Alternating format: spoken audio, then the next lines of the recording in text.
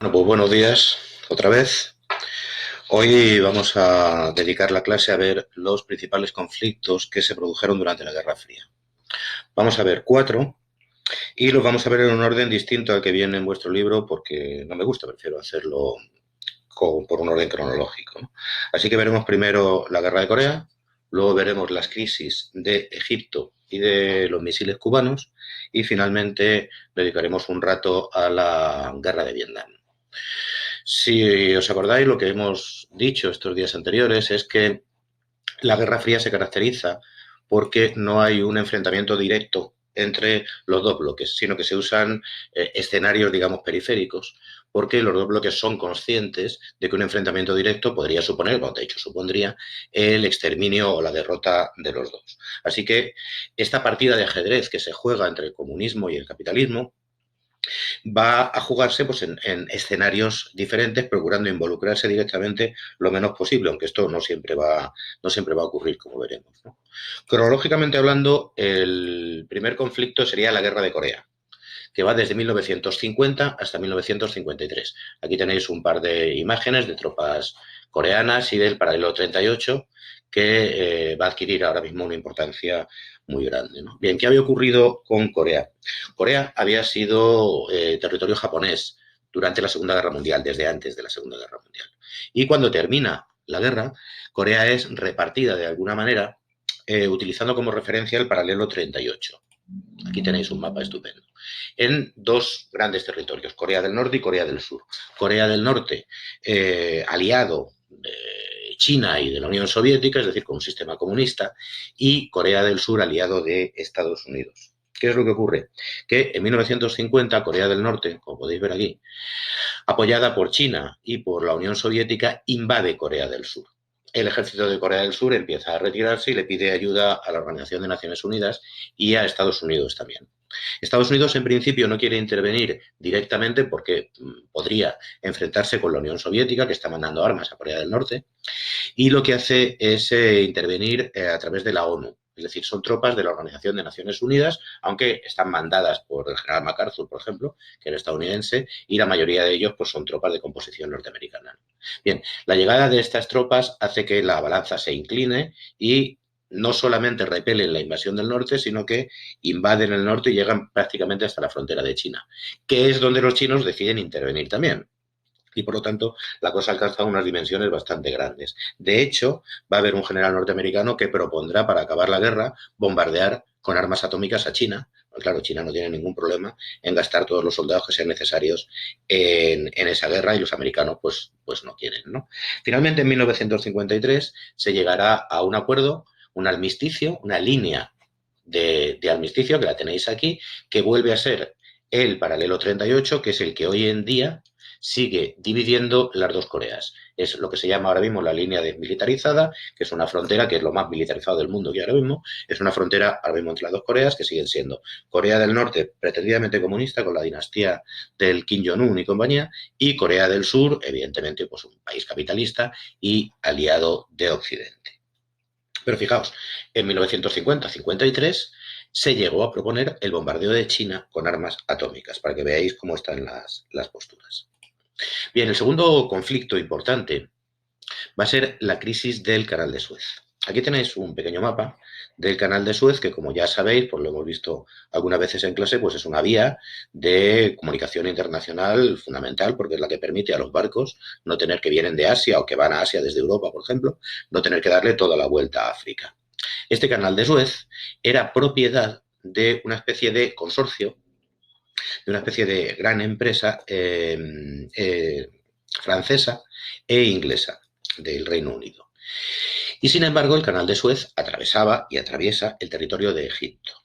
¿Qué ocurre? Que Egipto, que ya había obtenido su independencia, había sido anteriormente un protectorado británico, estaba gobernado por este señor, un presidente al que hoy todavía, ya murió hace mucho tiempo, hoy todavía muchos egipcios pues veneran realmente y le tienen un respeto tremendo, que se llama Nasser. Bien, este señor, al margen de lo del canal de Suez, y teniendo en cuenta que estaba construyendo el país, había pedido ya la ayuda de la Unión Soviética para una macroobra de ingeniería que podéis ver aquí, que es la presa de Asuán. Esta foto es actual.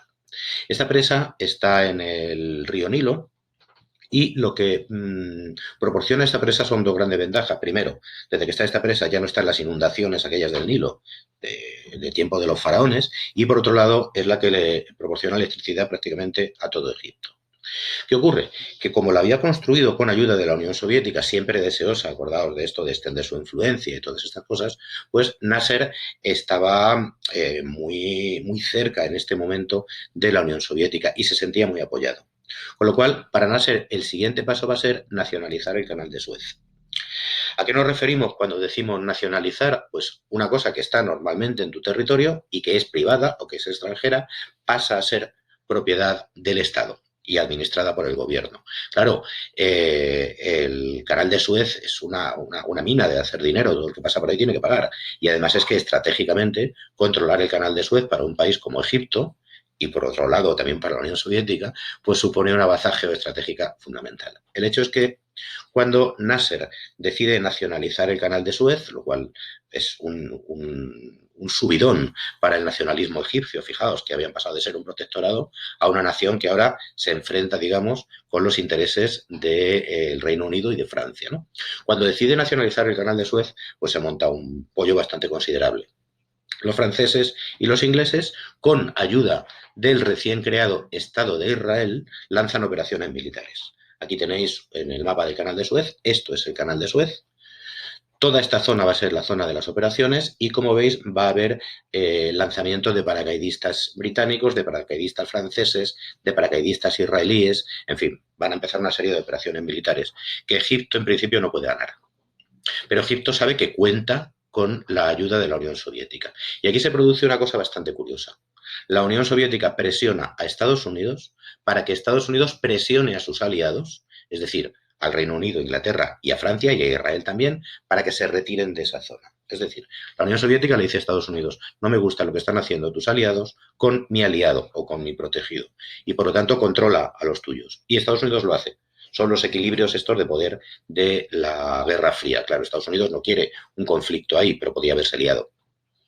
¿Cuál es el resultado? Para Egipto, estupendo. Egipto se queda con el canal de Suez, Nasser obtiene una popularidad absolutamente por las nubes, y para la Unión Soviética pues también muy bien, porque tiene un aliado ahí, o un amigo al menos, en una de las zonas geoestratégicamente más importantes del planeta. ¿Quién sale perdiendo ahí? Pues Inglaterra y Francia, evidentemente. Inglaterra y Francia que han sido, digamos, desautorizados por su gran aliado y que están recibiendo una lección de humildad después de la Segunda Guerra Mundial.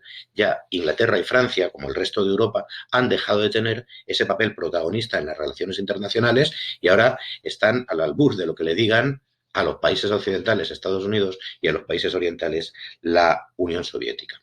Fijaos, seguimos tensando la cuerda, pero en enfrentamientos periféricos. Vamos al que fue más peligroso de todos para la supervivencia del planeta, que fue la crisis de los misiles cubanos, la crisis de Cuba. Para esto hay que retrotraerse a 1959 y ver la situación que había en Cuba antes de esto. La crisis propiamente dicha va a ser en 1962. Hasta 1959 en Cuba gobernaba una dictadura cuyo máximo representante era este señor, que se llama Batista, que nos importa bastante poco su nombre, y lo cierto es que Cuba se había convertido en una especie de, y no son mis palabras, son palabras de la época, ¿no?, de casa de putas de los Estados Unidos. En Cuba no había prácticamente ninguna legislación económica sobre lo que se podía, lo que no se podía hacer. Las grandes fortunas estadounidenses hacían allí sus negocios sucios o metían allí su dinero en bancos que tenían, bancos norteamericanos, pero que tenían estaban radicados en Cuba. La mafia estadounidense campaba por sus respetos en los hoteles de La Habana o de Santiago, sobre todo de La Habana, que eran muchos casinos, se hacían negocios turbios, estaban famosos mafiosos como Lucky Luciano, por ejemplo. Llegó a cantar Frank Sinatra en el Hotel Sevilla de La Habana, ¿no? Bien, esta era un poco la situación de Cuba, que servía un poco como paraíso fiscal para, como os digo, para los negocios turbios, tanto de la mafia como de un montón de empresas norteamericanas.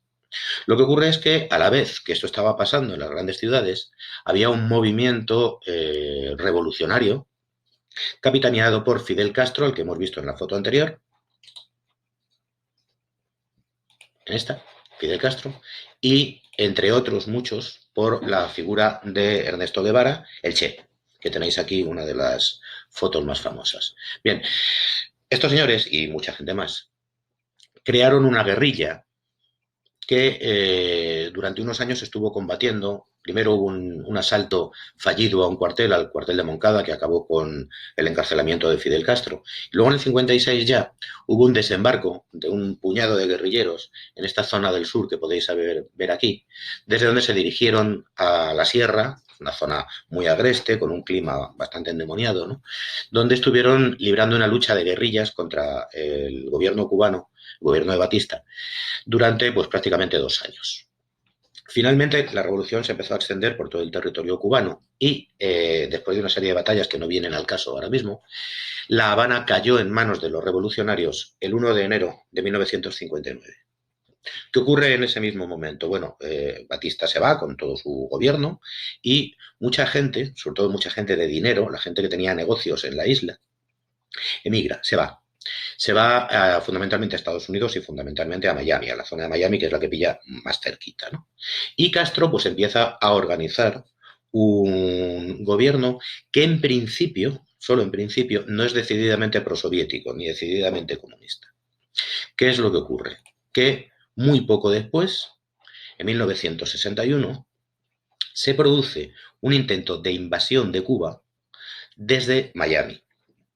¿Quién protagoniza este intento de invasión? Bueno, pues las tropas están formadas por cubanos que se habían ido. Se habían ido con Batista, cuando se va Batista, y que lo que quieren es derrocar a Fidel Castro. Pero estas tropas habían sido armadas, equipadas y entrenadas por Estados Unidos. De hecho, Estados Unidos va a prestar, aquí lo tenéis, bombarderos, va a prestar barcos, bombarderos norteamericanos pilotados por pilotos cubanos van a bombardear Cuba y finalmente harán un desembarco que se conoce como el desembarco de Bahía de Cochinos. Bien, las tropas de Fidel Castro van a conseguir derrotar a estas tropas invasoras, digamos, y entonces es cuando Castro se da cuenta de algo que ya conocía, pero que ahora ya tiene evidencias, y es que Estados Unidos está apoyando a gente para que acabe con su gobierno, para que acabe con su sistema. Y por lo tanto, Fidel Castro tiene ya la absoluta certeza, de que necesita el paraguas de algún enemigo importante de Estados Unidos, y el único que hay es de la Unión Soviética. Por lo tanto, esto ya hace que Castro, se eche más todavía, ya definitivamente, digamos, en brazos de la Unión Soviética y le solicite de alguna manera protección. ¿Qué necesita Fidel? Necesita protección y necesita también recursos, necesita dinero, necesita inversiones. ¿Qué necesita la Unión Soviética? Pues de Cuba realmente poco. El azúcar cubano o el tabaco cubano no es que vaya a influir mucho en la economía soviética, pero es que, claro, Cuba está al ladito de Estados Unidos, con lo cual la posición geoestratégica de Cuba es fundamental para la Unión Soviética. Unos meses después, en octubre del 62, un avión espía norteamericano que sigue sobrevolando Cuba saca esta foto, esta y otras más, en las que parece evidente que en Cuba se está construyendo una base o varias de misiles para misiles soviéticos, de misiles que pueden ser misiles nucleares para misiles soviéticos. Claro, Estados Unidos de alguna manera entra en pánico, ¿no? Es decir, ¿qué pasaría si la Unión Soviética es capaz de instalar misiles justo aquí, al ladito de nuestras costas? De hecho, este mapa muestra cómo potenciales misiles instalados en Cuba, aquí tendríamos la base, podrían llegar los más pequeñitos, los de menos alcance, llegarían tranquilamente desde Nueva Orleans hasta todo el norte de la península de Florida. Los de mediano alcance llegarían incluso hasta Washington. Y los misiles de largo alcance llegarían a prácticamente toda la totalidad del territorio norteamericano. Es evidente que Estados Unidos no puede permitir que se instalen misiles justo al lado de su casa. Mucho más cuando otros aviones espías empiezan a obtener fotografías como estas. Es una flota de barcos de carga soviéticos, escoltados por barcos militares, que llevan los misiles. Hasta el momento solo estaba la base, parece ser, pero detectan una flota soviética que transporta ya los misiles para ser instalados en Cuba. Evidentemente, Estados Unidos no puede permitir esto. Y empieza una especie de gran pulso entre Estados Unidos y la Unión Soviética. Estados Unidos decide crear un bloqueo naval aquí, todo alrededor de la isla, y en pleno Atlántico, ¿eh? Esto, en teoría y según las leyes internacionales, es ilegal. Tú no puedes bloquear una ruta marítima que no esté dentro de tus aguas territoriales, pero da igual. Y el mensaje está muy claro. En cuanto a la flota mercante y militar soviética pase por ahí, serán atacados y serán destruidos. Claro, los soviéticos dicen, si me voláis un barco, yo contraataco, eso es un acto de guerra. Y durante unos días el mundo va a contener la respiración, porque aquí ninguno se baja del burro. Estados Unidos sigue diciendo que como pasen esa línea les hunde los barcos y la Unión Soviética sigue diciendo que como les toque un barco es una declaración de guerra.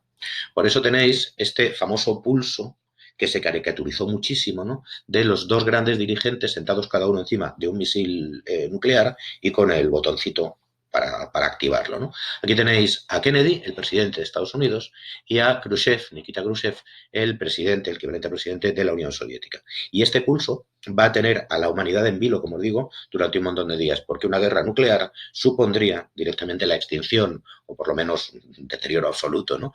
de la humanidad. Ahí fue donde más a punto estuvieron las armas nucleares, tanto norteamericanas como soviéticas, en estado de máxima alerta y pendientes de que alguien pulsara el botoncito.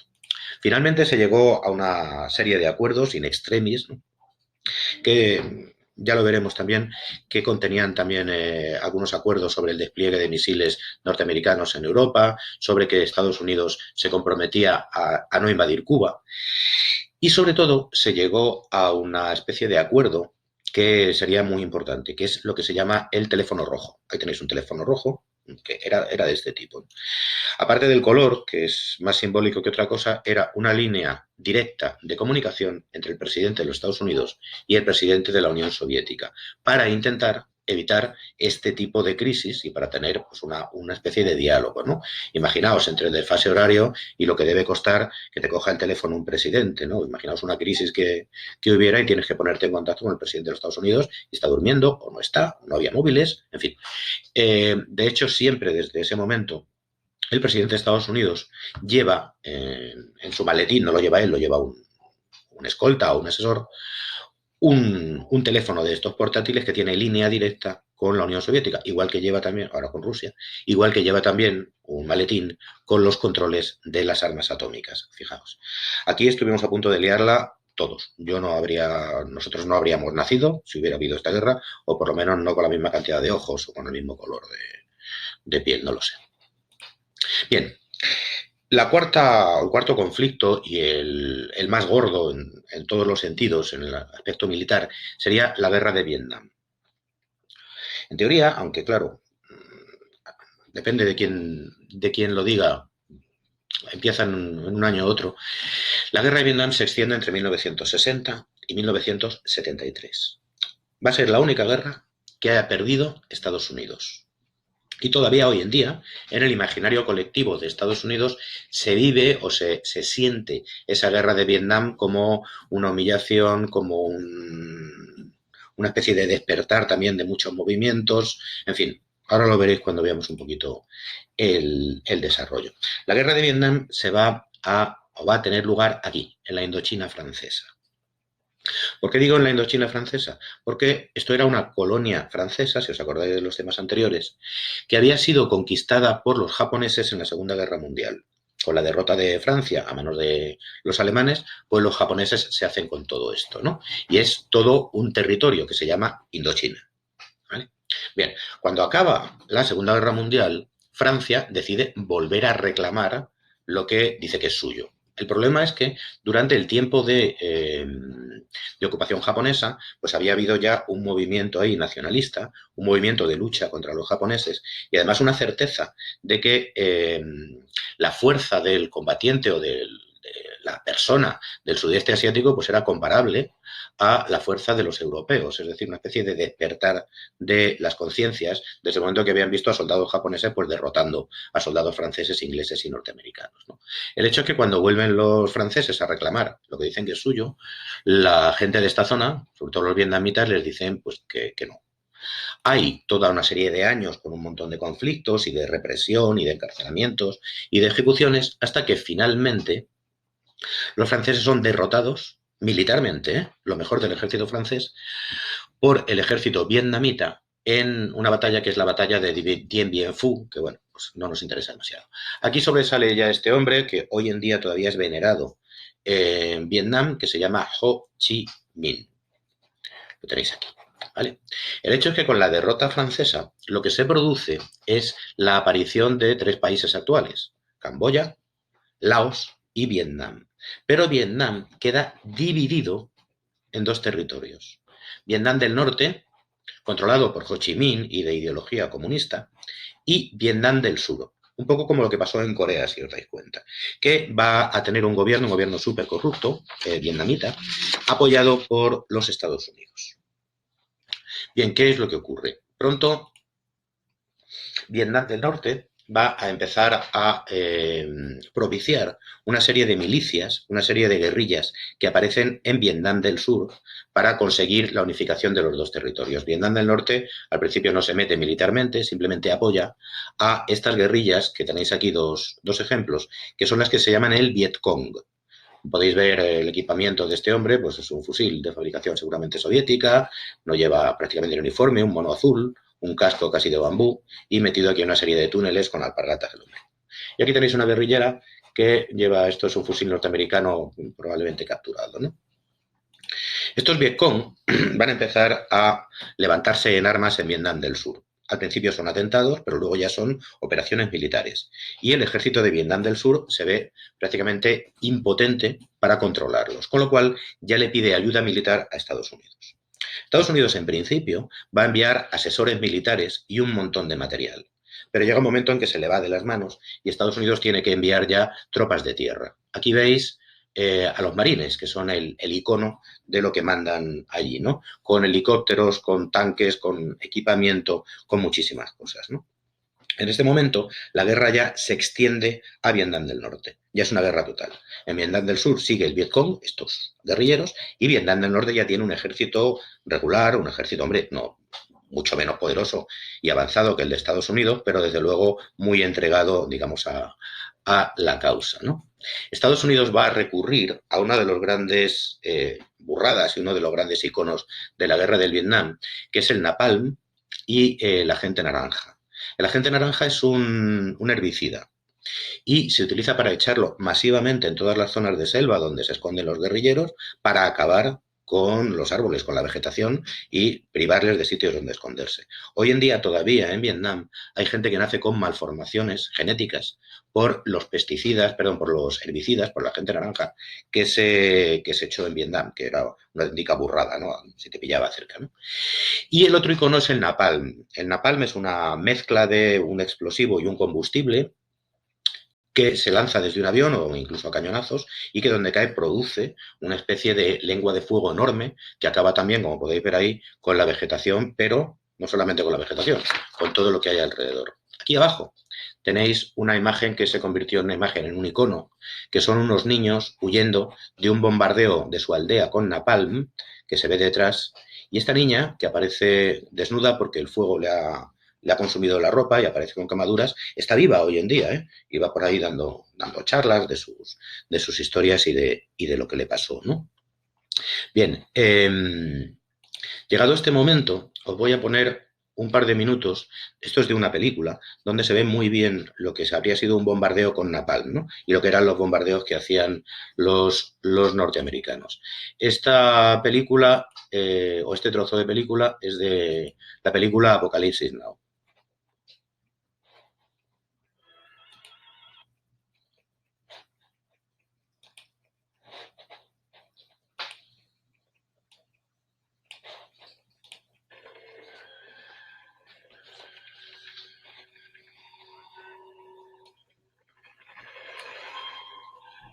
Aquí podéis ver los helicópteros acercándose a un poblado. Las primeras imágenes que han salido eran de una escuela.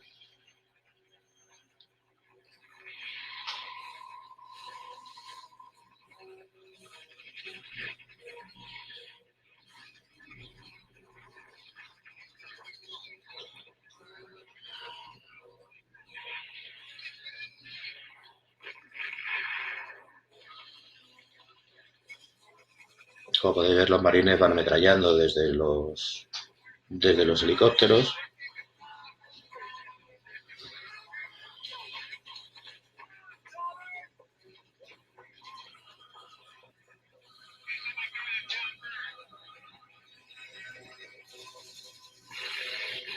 Y como veis, pues la disparidad de medios es bastante grande, ¿no? Sí, ese era Charlie Sheen, el que salía.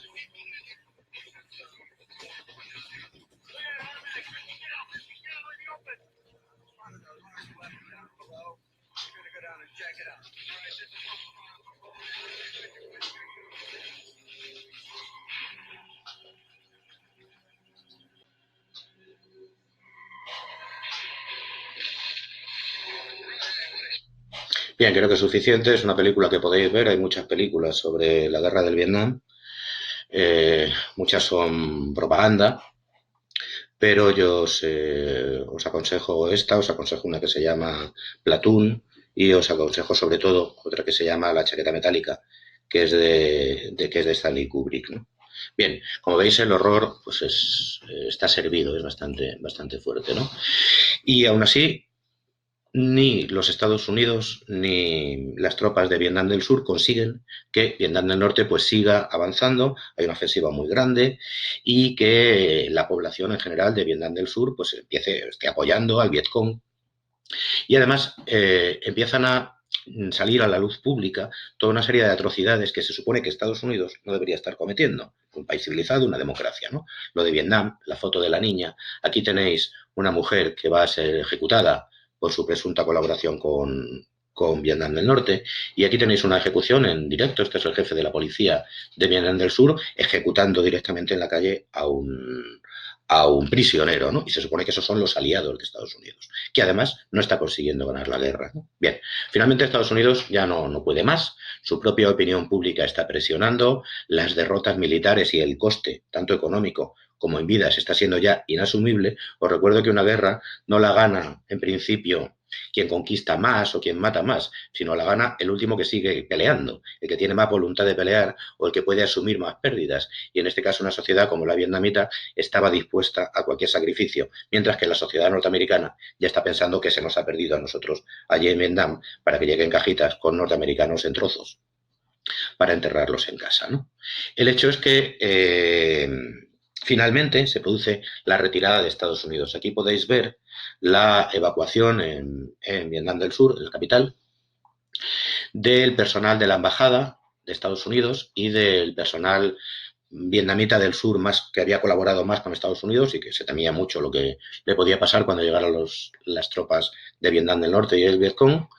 El último helicóptero que sale del techo de la embajada debió ser horrible, ¿no? Y aquí veis una foto que a mí me resulta impresionante, que es un portaaviones norteamericano en el cual están tirando al mar los helicópteros para dejar sitio para la avalancha de refugiados y de colaboradores que van a tener que sacar. Y para que veáis un poco las consecuencias, al final Vietnam queda como un país comunista unificado. Hoy en día es en teoría un país comunista, en realidad no lo es. Perdón. Y Estados Unidos pues se va con el rabo entre las piernas, desde luego, es su gran derrota. Mirad estas tablas para que nos hagamos una idea solamente de la importancia de esto, ¿no? Mirad, estos son las toneladas de bombas que se tiraron en la guerra de Vietnam, multiplicado por 10.000. 6.700.000 toneladas multiplicado por 10.000 lanzaron las fuerzas estadounidenses y otro 1.400.000 toneladas sus aliados. En Vietnam, en toda la Segunda Guerra Mundial, incluyendo Alemania, la Unión Soviética, Japón, se habían tirado 3.400.000 toneladas de bombas. Es decir, en la guerra de Vietnam se lanzaron sobre ese pequeño país prácticamente 3 veces más bombas que en toda la Segunda Guerra Mundial. Imaginaos el calibre de lo que estamos hablando. Y mirad si hablamos de las bajas. Se calcula que mínimo murieron 1.100.000 vietnamitas, que es una barbaridad, ¿vale? 1.100.000 vietnamitas por 58.000 soldados norteamericanos. Esto tiene muchas explicaciones, ¿eh? Por un lado, la calidad del armamento, la calidad del entrenamiento, de todo, y por otro que en Estados Unidos todo lo que había allí eran militares. Sin embargo, en Vietnam, pues contamos de Vietnam del Norte, Vietnam del Sur, y contamos militares y todos los civiles víctimas de los bombardeos, ¿no? Claro, para Estados Unidos esto va a ser un bofetón en toda la cara. Han sido expulsados, los han echado a patadas. Para el mundo comunista esto va a ser una avance, digamos, porque Vietnam se ha convertido en un país comunista y, como veis, este conflicto pues, es un poco el más importante o el más largo también y el que va a tener más consecuencias del periodo del que estamos hablando. En la próxima clase ya hablaremos de la evolución política de ambos bandos y también de las resistencias que va a haber y de los levantamientos. Y si queréis ampliar, pues ya sabéis, tenéis las películas y tenéis los libros. Espero que estéis todos y todas muy bien. Muchas gracias.